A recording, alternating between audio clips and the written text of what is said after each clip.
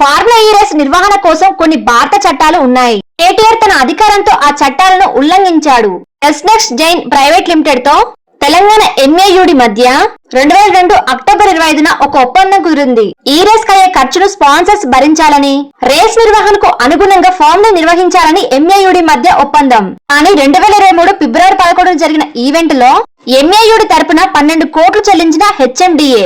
2023 September 27 అప్పటి HMDA commissioner, ఓ IAS అధికారి, పురపాలక శాఖకు చెందిన కేటీఆర్ ఈ ముగ్గురు ఒప్పందాలను ఉల్లంఘించి ఎస్నెక్స్ట్ జైన్ కు బదులుగా హెచ్ఎండిఏనే ప్రమోటర్ గా ఉండాలని మంత్రి పదవిలో ఉన్న కేటీఆర్ నిర్ణయించాడు. ఈ కేసులో ఎవరి పాత్ర ఎంత అని ఇంకా బయటికి రాలేదు. ఏసీబీ ఈ కేసు దర్యాప్తును దూకుడుగా పనిచేస్తుంది. నేను డబ్బులు పంపానంటూ కేటీఆర్ కూడా తానే సొంతంగా ఒప్పుకున్నాడు. ఇక్కడ అధికారం దుర్వినియోగం జరిగింది, ప్రజాధనం కూడా వృధాగా జరిగిందని స్పష్టంగా తెలుస్తుంది.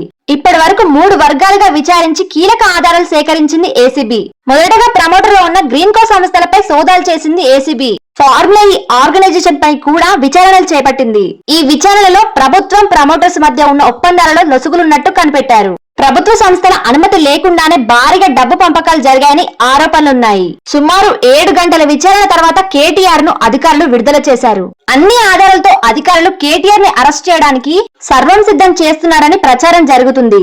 అరెస్టు చేసే అవకాశాలు కూడా ఎక్కువగానే ఉన్నాయి. దీని గురించి మీరేమనుకుంటున్నారో కామెంట్ చేయండి. వీడియో కనుక నచ్చితే please like and subscribe my channel. Thanks for watching.